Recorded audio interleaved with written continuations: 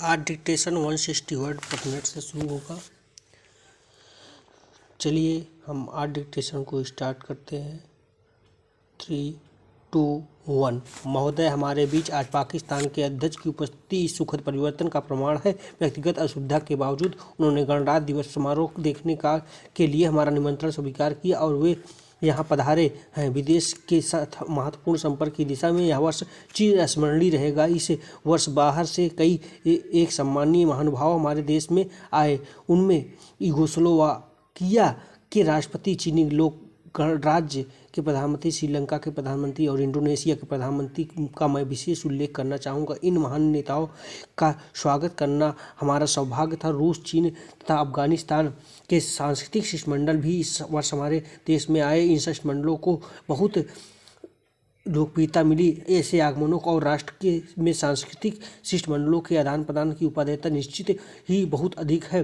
Para संयुक्त राष्ट्र संघ के आदर्शों में हमारी आस्था अथापूर्ण स्थिर है। फिर भी मेरे विचार से विभिन्न भूखंडों के राष्ट्रों द्वारा असमान पर समस्याओं पर विचार करने के लिए पारस्परिक विचार विमर्श उस महान विश्व संगठन के उद्देश्य अथवा आदर्शों के प्रतिकूल नहीं। एशिया के राष्ट्र इंडोनेशिया में अपना एक सम्मेलन कर रहे हैं जिसमें वे निजी समस्याओं पर विचार करेंगे। मुझे बहुत प्रसन्नता है कि बोगोर सम्मेलन और प्रस्तावित जाकार्ता सम्मेलन का आयोजन करने में भारत कुछ सहायता कर सका है।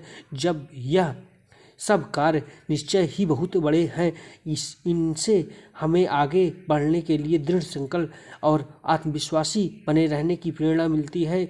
यह उस नए युग का आरंभ मात्र है जिस भू पर उतरने की हम प्रतिज्ञा कर चुके हैं। जो महान कार्य हमने अपने ऊपर लिए हैं उन्हें संपन्न करने के लिए भारत को अपने प्रत्येक नागरिक की सद्भावना, सहयोग तथा सहायता की अपेक्षा है। यह सब प्रत्यक्ष होता जा रहा है कि लोगों में आशा तथा आत्मविश्वास की कमी नहीं और भारत के भविष्य में उन्हें पूर्ण विश्वास है।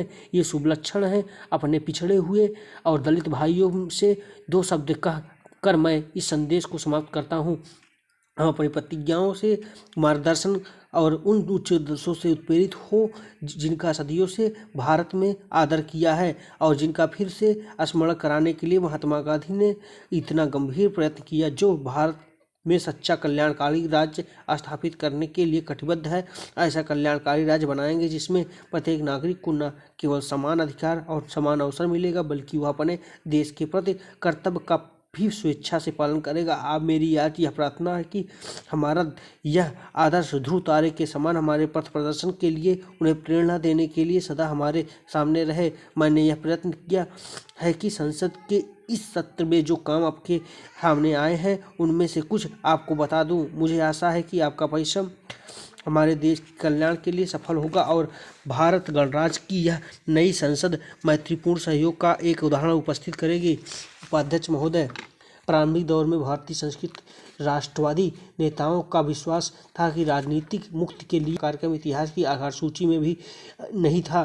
कार्यसूची में था राष्ट्रवादी भावना का पैदा किया जाना, उसे गहन करना, राष्ट्रवादी राजनीति के दायरे में भारतीय जनता को अधिक संख्या में लाना और उन्हें राजनीतिक आंदोलन और संघर्ष के लिए प्रशिक्षित करना। इस दृष्टि से पहला महत्वपूर्ण कार्य था राजनीतिक प्रश्नों में जनता की रुचि उत्पन्न करना और देश में जनमत का संगठन दूसरे देशव्यापी स्तर पर लोकप्रिय मांगों को व्यवस्थित रूप में रखना ताकि विकसित होता हुआ जनमत सारे देश का ध्यान आकर्षित कर सके। पहले चरण में सबसे महत्वपूर्ण था राजनीतिक दृष्टि में प्रबुद्ध देशवासी और राजनीतिक नेताओं कार्यकर्ताओं में राष्ट्रीय एकता की भावना का जागरण। प्रारंभिक दौर के राष्ट्रवादी इस तथ्य के प्रति पूर्णतः सतर्क थे कि भारत निर्माण की प्रक्रिया में है। भारत राष्ट्रीयता धीरे धीरे अस्तित्व में आ रही थी, अतः यह मानकर नहीं चला जा सकता कि इसकी सिद्धि हो गई है। राजनीतिक नेताओं को क्षेत्र, जाति और धर्म के पूर्वाग्रहों से मुक्त होकर राष्ट्रीय एकता की भावना को गहराने और विकसित करने का काम निरंतर और अनिवार्य रूप से करना ही था। उदाहरण के लिए भारतीय राष्ट्रीय कांग्रेस ने आशा की कि वह देश के विभिन्न भागों में सक्रिय राष्ट्रवादियों के बीच मित्रता के संबंधों को प्रगाढ़ करने की दिशा में एक छोटी सी शुरुआत करेगी। प्रारंभिक दौर के राष्ट्रवादियों ने अपनी आर्थिक और राजनीतिक मांगों को इस दृष्टि में से तैयार किया था कि ताकि वे भारतीय जनता को एक समान आर्थिक और राजनीतिक कार्यक्रम के आधार पर संगठनबद्ध कर सके। संभवतः प्रारंभिक दौर के राष्ट्रवादियों को सबसे महत्वपूर्ण राजनीतिक काम उनका साम्राज्यवाद का विवेचन था,